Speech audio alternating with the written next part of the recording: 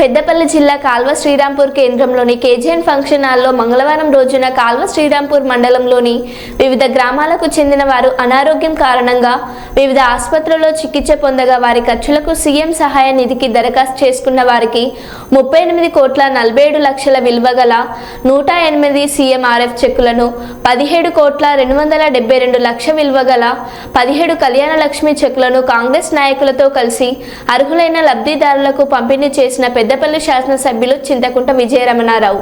ఈ సందర్భంగా ఎమ్మెల్యే విజయరమణారావు మాట్లాడుతూ, ఎన్నికల ముందు హామీ ఇచ్చిన విధంగా కాంగ్రెస్ ప్రభుత్వం విడుదల వారీగా ఇచ్చిన హామీలు నెరవేరుస్తున్నామని అన్నారు.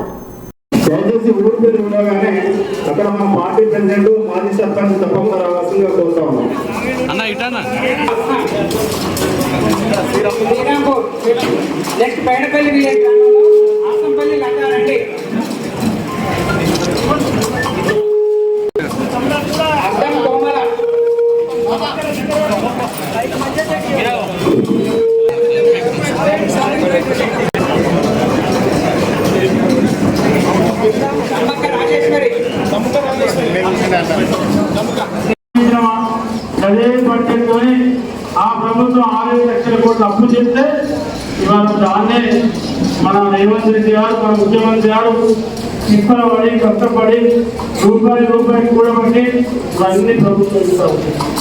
మీతో కూడా అవన్నీ కలిసాయి చూడు మాట్లాడతారు చేస్తున్నారంటే అది ఆయన పట్టుదల. ఎందుకంటే ఆయన కోరి పెట్టించుకున్నాడు కాబట్టి స్టాల్స్ కూడా వస్తాయి.